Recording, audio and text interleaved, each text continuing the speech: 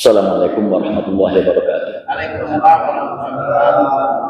Bapak-bapak dan ibu-ibu hadirin wal hadirat sekalian yang berbahagia.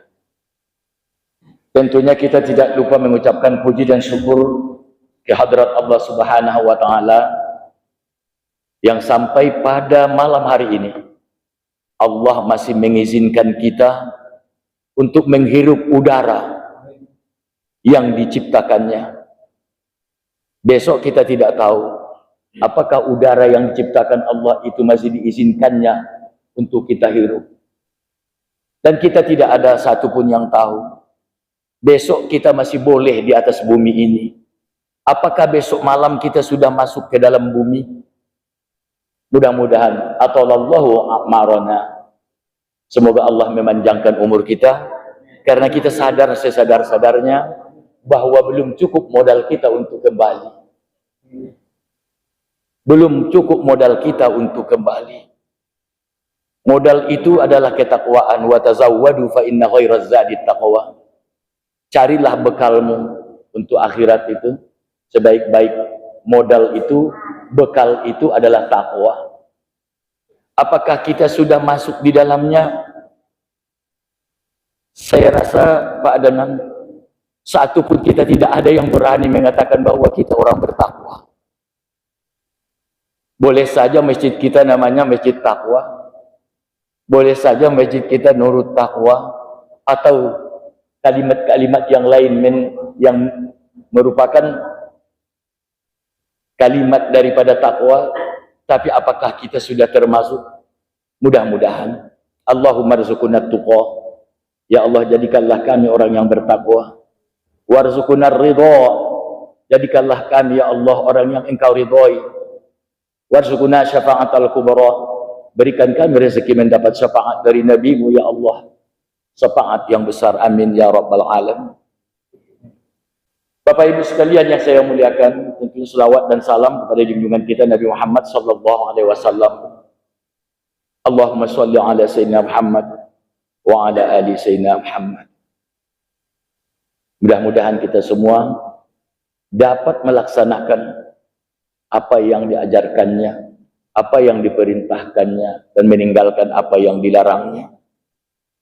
Dan tidak kurang pentingnya, mudah-mudahan Allah memberikan kita nanti di akhirat syafaat dari Rasulullah sallallahu alaihi wasallam.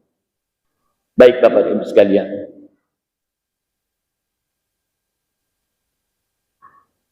biasanya saya di masjid-masjid Pak Zainal ngaji fikih ya, ngaji fikih. Fikih itu kan kasar, apa? Mainnya kasar ya. Sah, halal, haram, batal, makruh, yajuz, wala yajuz, boleh, tidak boleh. Itu mainnya. Tapi malam ini saya ingin mencoba sedikit keluar daripada itu. Karena malam kemarin di Masjid Rahmatullah dengan beliau juga sudah ngaji masalah itu, masalah fikih. Di Masjid Ijtihadul Amal juga, walaupun saya bukan pemateri, tapi pertanyaan-pertanyaan masyarakat kan saya juga yang menjawab hari itu. Semuanya pertanyaan fikih. Saya heran juga, Pak Abang Sekretaris. Heran juga. Kita kaji tauhid, nanti tanya jawab fikih yang datang. Kita buka tafsir, nanti fikih lagi yang muncul. Padahal materinya materi tauhid, tapi pertanyaannya fikih. Malah pernah saya kemarin itu dapat pertanyaan, bagaimana tanggapan atau bagaimana kudrat, sifat kudrat Allah itu menurut ulama, menurut fikih. Kan aneh. Bagaimana kudrat Allah itu? Kan wujud, qidam, baqa kan? Nah, sampai kudrat. Lalu pertanyaannya, bagaimana yang dimaksud kudrat menurut fikih? Saya bilang, Kalau kudrat menurut ilmu tauhid mungkin bisa saya coba sedikit menjelaskan. Tapi kalau kudrat menurut fikih yang tujuannya adalah kata kudrat yang di dalam sifat 20, saya tidak paham. Kecuali kudratnya itu memang berasal dari kata fikih itu sendiri. Umpamanya kudratun alal qiyam, mampu berdiri waktu sholat. Ini kudrat yang kajinya sifat 20, kok menurut ulama fikih yang ditanya, saya tidak bisa jawab itu.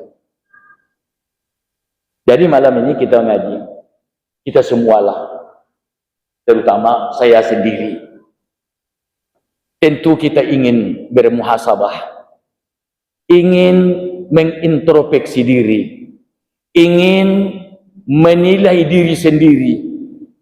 Sebenarnya apakah kita ini sudah betul, sudah benar, sudah dekat, atau bagaimana posisi kita kepada Allah Subhanahu wa Ta'ala, atau di sisi Allah Subhanahu wa Ta'ala. Di dalam kitab ini kitab ini Pak Sekjen Al-Hikam ini. Al-Hikam, Syarah Al-Hikam. Iza aradta an ta'rifa qadaraka indahu. Jika kita ingin mengetahui posisi kita, jika kita ingin mengetahui kedudukan kita, indahu, di sisi Allah. Di sisi Allah. Kalau kedudukan kita di sisi manusia, kita tahu. Beliau ini wartawan, tahu jelas. Kan gitu. Ada yang PNS, jelas, ada jabatannya. Tapi di sisi Allah, tahukah kita sebenarnya sudah sejauh mana pengetahuan posisi kita itu sebenarnya di sisi Allah seperti apa? Apakah belum punya posisi? Atau masih jauh daripada Allah? Atau sudah setengah dekat kepada Allah? Atau memang sudah dekat? Kalau orang model saya ini bang, masih jauh bang. Masih jauh dari Allah. Karena saya sendiri memahami masih banyak napas yang diberikan Allah kepada saya gunakan bukan untuk zikrullah. Tenaga yang Allah berikan kepada saya tidak tahu sudah berapa persen yang digunakan untuk menghambakan diri kepada Allah. Rezeki yang Allah karuniakan, Allah berikan kepada kita, sudah sejauh mana kita gunakan di jalan yang benar-benar jalan Allah, atau hanya kita gunakan hanya sekedar hidup dengan hura-hura. Saya terus terang, rezeki itu Pak Ketua Muhammadiyah kan tidak ada jaminan berpahala merokok kan, tidak ada itu. Bahkan khilafiyah yang banyak masalahnya itu merokok. Saya banyak rezeki yang dikasih Allah, masih beli rokok saya, bukan mendekatkan diri kepada Allah. Ini contohnya, itu contoh. Padahal dia jelas itu kecuali pembenaran ya, kecuali pembenaran. Bagi perokok pasti tidak punya dalil pembenaran. Bukan benar, tapi pembenaran.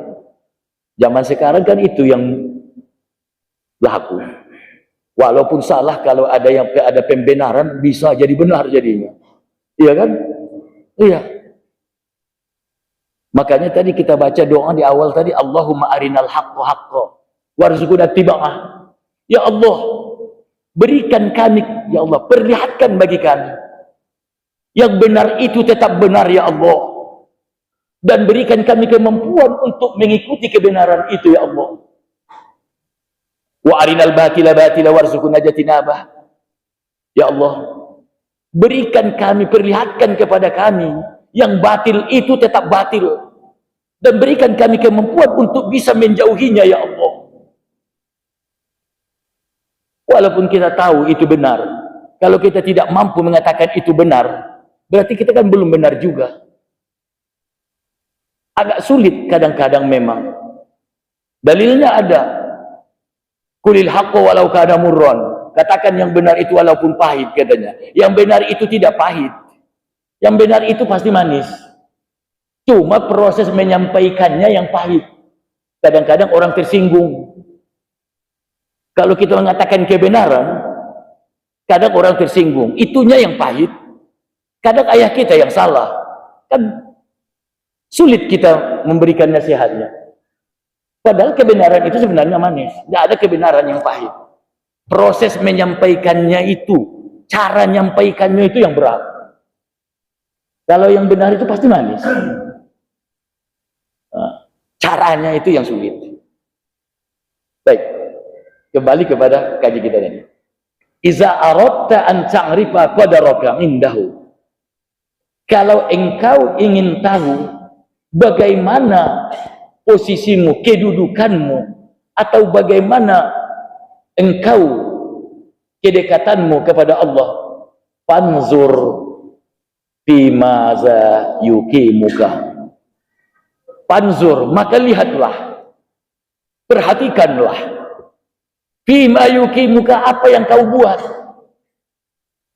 Perhatikan apa yang kau buat. Mulai tadi pagi kita bangun subuh sampai nanti tidur lagi, apa yang kita buat. Kalau itu kita perhatikan, kita nilai, kita tahu sebenarnya apakah kita ini sudah menjadi orang yang dekat kepada Allah atau tidak. Ini habis sholat subuh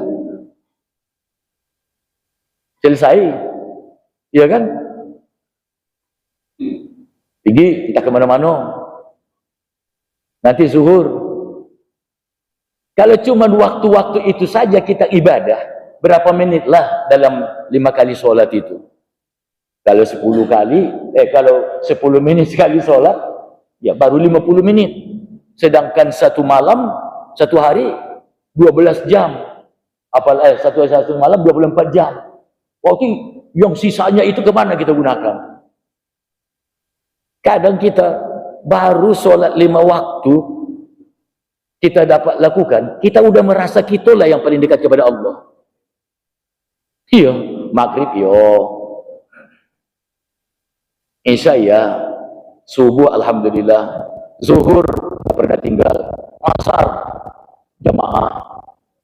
Baru itu yang kita lakukan, kita sudah merasa paling dekat kepada Allah. Sudah berani nilai orang, itu orang tuh, itu. Jadi an-nafsu fakihun binafsi. Diri kita lah sebenarnya yang tahu posisi kita, bukan orang lain. Maka oleh karena itu pada malam ini saya hanya ingin mengajak kita, mari kita lihat, mari kita nilai, mari kita introspeksi diri. Apakah kita sudah termasuk orang yang dekat kepada Allah atau masih jauh? Kalau kita nilai, kita tulis rapor kita. Macam pengajian kemarin di Masjid As-Sa'id ini ya, di Seridadi. Buat kertas putih, kasih pena, tulis apa yang kita buat. Mana dosa, mana pahala, mana dosa. Tulis. Baru setelah itu tanda tangani. Tengok rapormu. Tengok rapormu.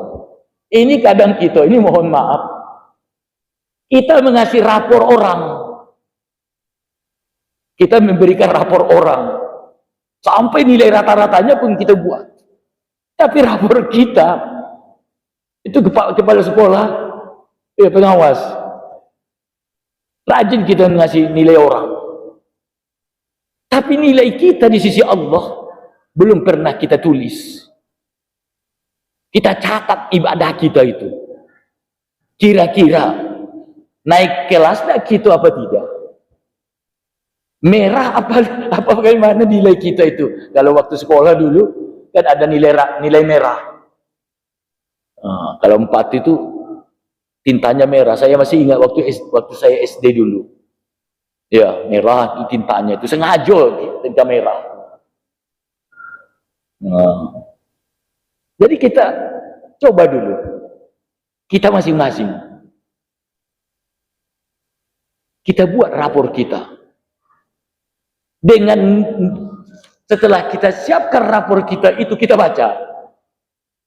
Setelah kita baca nilai kita itu, tahulah kita itu sebenarnya apakah kita sudah dekat kepada Allah atau masih jauh dari Allah.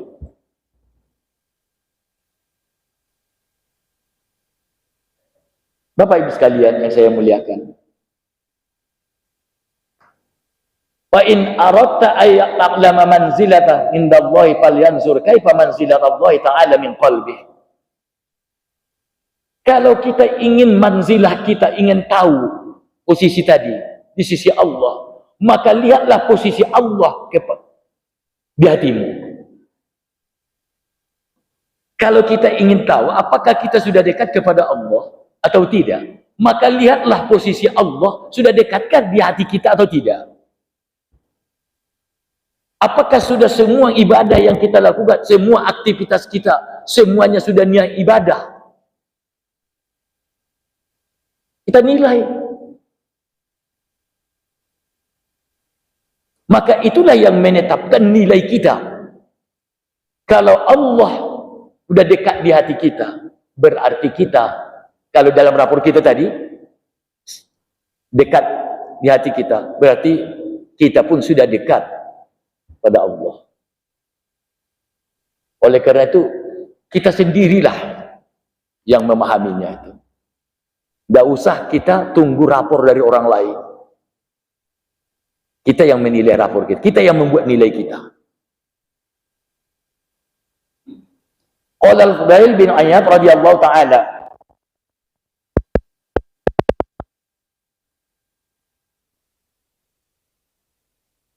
la nazara maulahu mukarraman wa li hurmatihi mu'azzaman wa ila mahbubihi wa maradatihi musyi'an kana Allah azza wa jalla lahu fil akhirah li wajhihi mukarraman wa li sya'nihi mu'azzaman. Fa iza kana al-'abdu, jika seseorang hamba itu, jika seseorang manusia itu melihat bahwa ia telah memuliakan Tuhannya, memuliakan Allah, berarti Allah sudah memuliakan dia. Tapi kalau dia mutahawinan, anggap enteng kepada Allah, jangan harapkan kita dekat kepada Allah. Sejauh mana kita melaksanakan perintah Allah, itulah yang menetapkan kita itu mulia di sisi Allah atau tidak. Kalau perintah Allah masih kita anggap enteng, kita anggap remeh, berarti kita belum ada nilai di sisi Allah. Saya ulangi, kalau perintah Allah masih kita anggap sepele, masih lebih penting duniawi daripada perintah Allah itu, berarti kita masih hina di hadapan Allah. Masih hina, belum ada nilai kita di hadapan Allah. Kita sendiri dengan perintahnya anggap enteng. Datang waktu sholat umpamanya, nantilah itu. Besok masih ada zuhur katanya. Ada kawan model itu.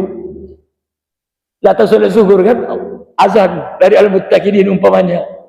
Atau dari apa namanya, hidayah itu apa, rahmatullah yang di atas itu, rahmatullah, patak azan, ayo sholat, ayo tanggung kok, sebetulnya main catur kan, orang Medan pula kan, orang, mohon maaf, rombongan beliau ini kan banyak waktunya. Kalau dua orang dia main apa dia? Mencatur ya. Mencatur. Ya kalau dewean dia main alat petik kan.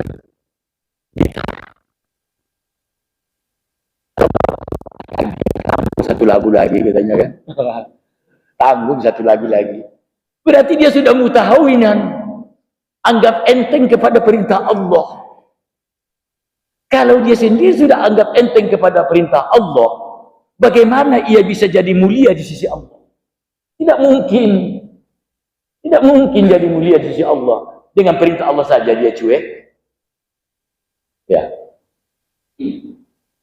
Contoh, apa paling mudah? Pengantenan, mohon maaf. Itu pengantin jarang solat zuhur.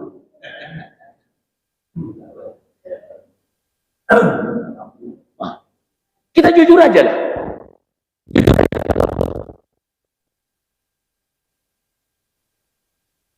Saya baru beberapa orang, udah 31 tahun saya di Muara Bulian ini, baru beberapa kali saya temukan pengantin perempuan yang tidak dihias dengan bermacam-macam.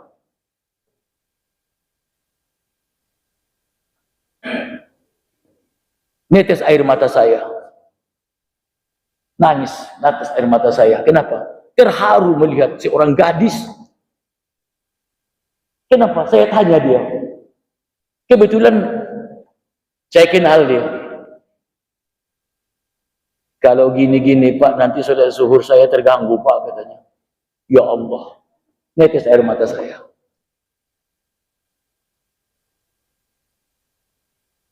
Mutahawinan. Sementara ada orang lain zuhur lewat jam 1:30 turun atau jam 1 ganti pakaian, tidak ada sholat dah. Sebagian sholat, sebagian tidak semuanya ya. Iya, termasuk orang tuanya, orang tua pengantin itu,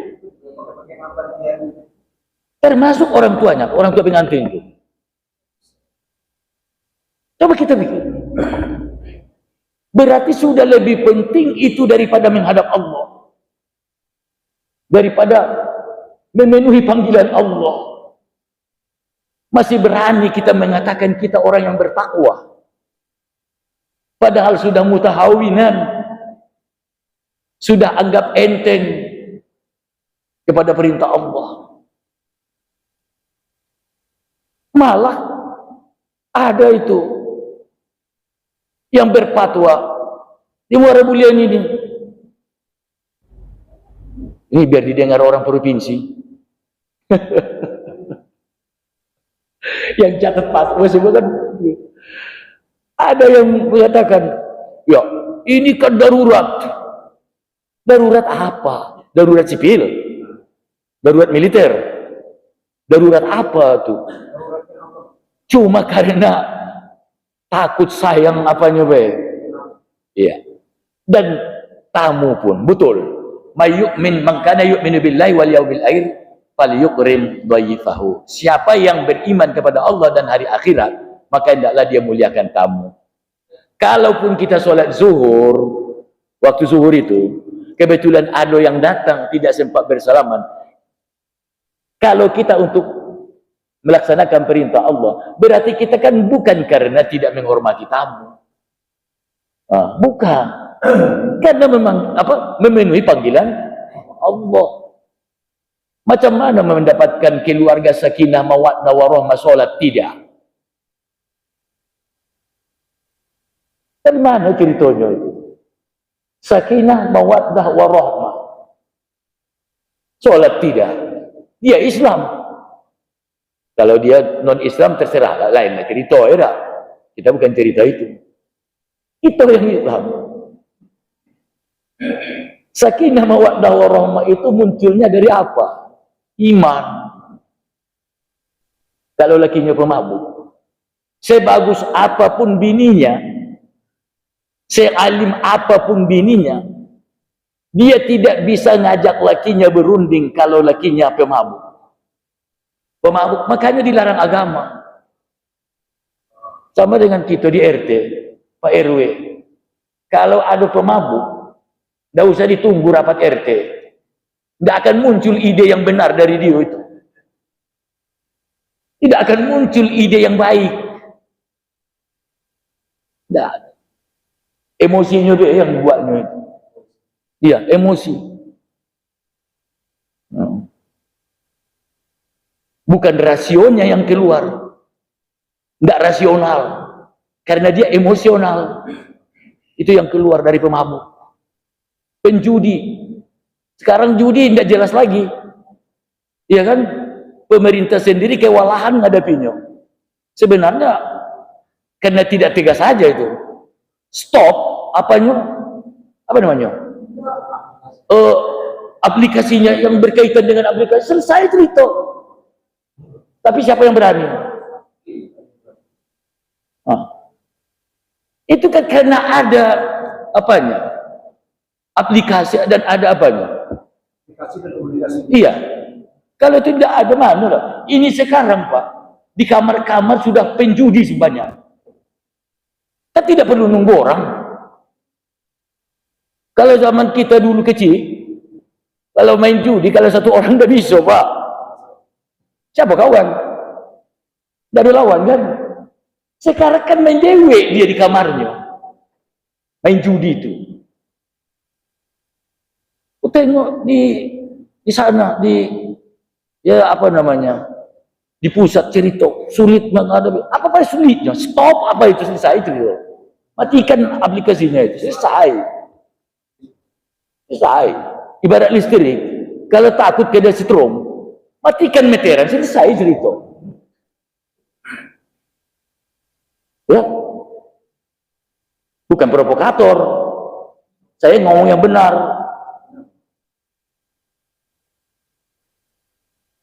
Cuma niat kita itu apa sudah betul-betul mau memberantas atau masih setengah hati? Itu masalahnya. Kalau setengah hati ya setengah hati, setengah apa enggak serius itu.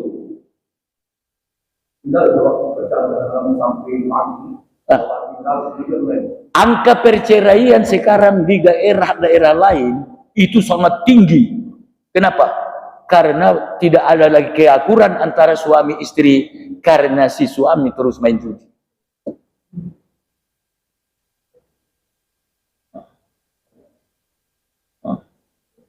Itu dia telap di bininya. Tunggu gajian, tidak ada lagi duitnya. Udah habis main judi. Ini minta apa? Beli beras. Beras naik pula.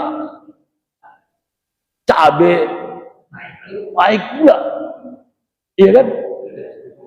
Iya. Saya tidak sampai ke situ. Saya tidak sampai itu. Saya tidak sampai ke situ. Tapi yang jelas itu kan tidak menyelesaikan masalah. Masa ada masalah lalu disenyumi aja selesai? Tidak bisa. Ya kan? Baik, Bapak-Ibu sekalian.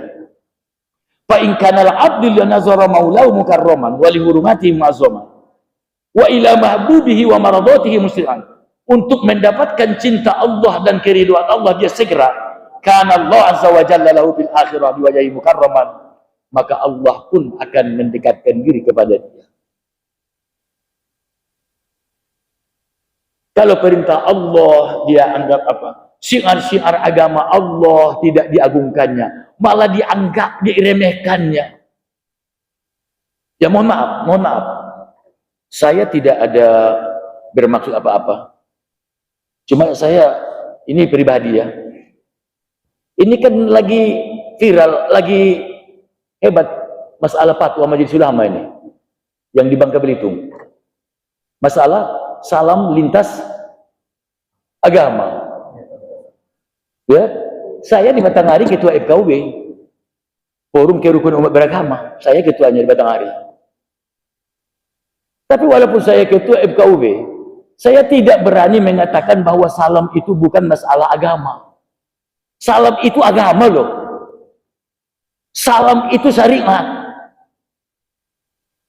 Buktinya, kalau salam itu tidak syariat, as-salatu huwa af'alun wa aqwalun muftatahatun bitakbir wa muftatamatun bitaslim. Sholat adalah perkataan tertentu, perbuatan dan gerakan tertentu yang dimulai dengan takbiratul ihram dan disudahi dengan salam. Tidak sah sholat kalau tidak ada salamnya. Salam penutup apa terakhir. Assalamualaikum warahmatullahi. Walaupun yang wajib itu hanya yang ke kanan, sunnah ke kiri, yang rukun yang ke kanan. Oh, itu dikatakan tidak ada kaitannya dengan agama. Bahkan dalam Islam, dalam fikih-fikih Islam, dalam hadis-hadis dijelaskan bahwa salam itu ada hukum jelas. Apa, mengucapkan salam apa hukumnya, menjawab salam apa hukumnya, kan gitu. Kalau bertemu dengan orang yang bercampur aduk agamanya, bagaimana yang harus kita ucapkan? Kan sudah ada dalam fikih. Kenapa sekarang ribut? Semua menyalahkan majelis ulama, termasuk rektor-rektor IAIN semua di Republik ini. Para profesor-profesor doktor itu, dia sudah lebih takut kepada manusia daripada kepada Allah Subhanahu wa Ta'ala. Kalau udah lebih takut kepada manusia demi toleransi, toleransi tidak begitu. Toleransi itu tidak mengganggu orang yang berbeda agama dengan kita. Berikan dia kesempatan dengan akidahnya, dengan keyakinannya. Begitu. Kita hormati. Dalam pergaulan sehari-hari, kita bergaul dalam masalah muamalah. Berjual beli, bergotong royong, tolong menolong dalam kehidupan. Tidak masalah. Katanya tidak akidah. Coba Bapak bayangkan. Di saat saya mengatakan di dalam surah Al-Kahfi, apa itu? Wala yusyrik bi'ibadati rabbih ahada. Janganlah mensekutukan Allah di waktu menyembah Allah dengan siapapun, dengan apapun. Ini dalam mengatakan berbuat ibadah tapi syirik. Contoh, saya mengucapkan salam. Assalamualaikum warahmatullahi wabarakatuh. Sesudah itu saya ucapkan salam agama lain. Apa yang tidak munafik namanya itu? Saya tadi sudah mengatakan Assalamualaikum warahmatullahi wabarakatuh. Lalu saya sambung lagi dengan salam umpamanya yang dari yang lain. Berarti saya betul melaksanakan Islam, tapi masih mengakui keyakinan orang lain. Iya. Apakah itu namanya moderasi? Apakah itu yang dimaksud toleransi? Sesat. Tapi kalau salamnya seperti salam daerah atau ucapan biasa, Assalamualaikum warahmatullahi wabarakatuh, selamat pagi untuk kita semua, itu kan tidak salah. Karena selamat pagi itu bukan salam ya. Atau kalau di kampung beliau ini, Assalamualaikum warahmatullahi wabarakatuh, karena dia tahu ya horas beda. Nah, horas mah. Kalau di Pulau Nias, Yahowu, Yahowu. Itu kan salam budaya. Itu bukan agama. Tapi kalau sudah sampai salam yang diucapkan di tempat-tempat itu ke salam dia. Masa saya sudah yakin dengan Assalamualaikum warahmatullahi wabarakatuh itu ajaran agamaku, lalu ucapkan lagi salam agama orang lain?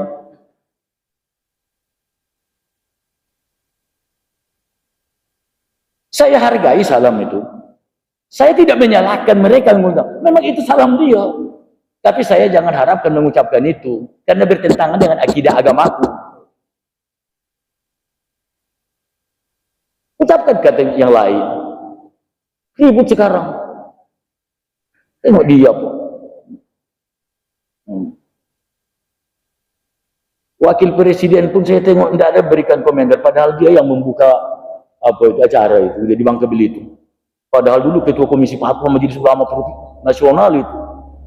Rupanya kalau udah punya jabatan susah mengatakan kebenaran itu. Iya. Biarlah jabatan Daud desa daripada kita terhalang mengatakan kebenaran. Itu apa jabatan tidak benar? Itu apa pangkat? Kalau kita harus menegakkan yang salah atau membiarkan yang salah. Sementara kita mengatakan Man ra'a minkum munkaran falyughayyir bi yadihi. Ya. Fa illam yastati' fa bi lisanihi, fa illam yastati' fa bi qalbihi, wa dzalika adhaful iman. Kalau nampak kesalahan di muka bumi ini, ubah dengan tanganmu. Tidak sanggup, katakan bahwa itu salah. Ini mengatakan yang salah, dia tidak berani. Impoten namanya itu. Ya, mengatakan yang benar tidak berani. Habis waktu. Ya, baik Bapak dan Ibu sekalian, saya hanya memanas-manasi saja. Bukan memprovokasi ya. Maksud saya itu, mari kita hitung diri kita sudah sejauh mana atau sudah dekat kepada Allah atau tidak. Kalau belum, mari kita usahakan dan berdoa terus. Ya, jadi itulah pengajian kita dulu pada malam hari ini. Insya Allah nanti kalau ada kesempatan yang lain, kita isi dengan dialog ataupun diskusi ya. Ini. Terima kasih. Assalamualaikum warahmatullahi wabarakatuh.